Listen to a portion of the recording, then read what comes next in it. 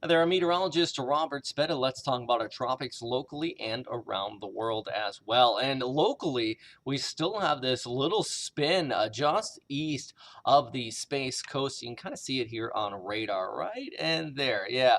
That is dragging in some relatively dry air out ahead of it. So the first coast today, really, for the most part, will be rain-free. Yeah, some spotty passing areas of precip, but 90% of us are going to stay dry all day. The National Hurricane Center is giving this still a 50% chance of development, mainly because there is still that decent low-level rotation, but you just don't have the convection mixed in there either. So they're kind of leaving it right at that medium chance.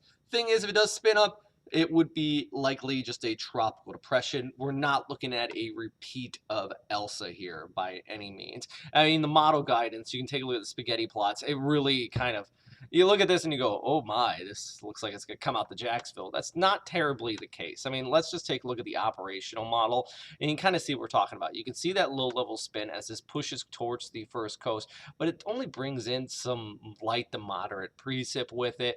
For sure, breezy conditions though along the coast. And that's one thing I do want you to keep in mind. If you're going to head out to the beach, I would suggest staying out of the water. There is that high risk of rip current out there today, all thanks to that onshore wind, which could be gusting upwards of about 10 to 20 miles per hour as well over towards Monday morning when you do start to see some of that light precip kick on by. Looking around the world, tropical storm Nepartak still remaining at a tropical storm intensity, winds of 45 miles per hour. Good news, the track does look like it's shifting a little bit further towards the north, and the bulk of the rain with this system is on the right side of it. And I say good news because that means that Tokyo, where the Olympics, of course, are at, is going to miss out on most of that precipitation, or at least the worst of the weather. It's going to be off towards Tohoku. If you remember, Tohoku was the region of Japan that was devastated by the March 11th, 2011 earthquake and tsunami.